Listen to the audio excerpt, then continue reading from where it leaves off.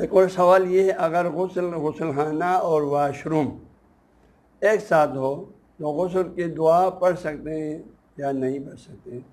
اور غسل خانہ اور واش روم، عام طور پر تو غسل خانہ اور واش روم میں ایک ساتھ ہوتے ہیں، لیکن بعض جگہوں پر الگ ہوتے ہیں، واش روم الگ ہوتے ہیں، غسل خانہ الگ ہوتے ہیں۔ تو اس سلسلے میں جو ہے جہاں تک ہم بدلاخی کو سمجھ میں آتا ہے یہ ہے کہ اگر غسل خانہ اور واش روم ایک ساتھ ہے تو آپ دعائیں پڑھ سکتے ہیں،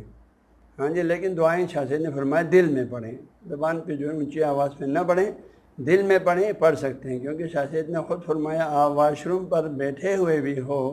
تو آپ اس محل کے سے مناسبت سے آپ دعائیں دل میں پڑھ سکتے ہیں۔ یہ شاہ کی فقہ کی عبارت ہے، یعنی اس محل کے مناسبت سے، جیسے مثلا ایک بندے کو جو ہے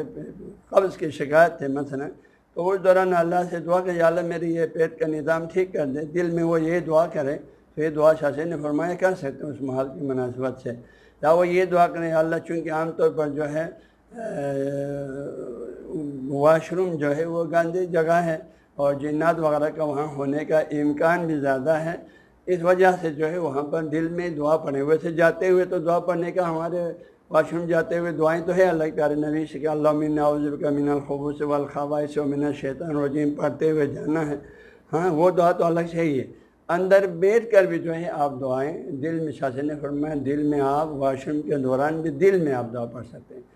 تو پھر جب واش روم کے دوران ہی پڑھ سکتے ہیں تو وہاں اسی جگہ پر غسل خانہ بھی ہے تو آپ غسل کی دعائیں آپ وہاں پڑھ سکتے ہیں۔ اگر آپ کو وہاں وضو کرنا پڑے اور باہر کوئی وضو کی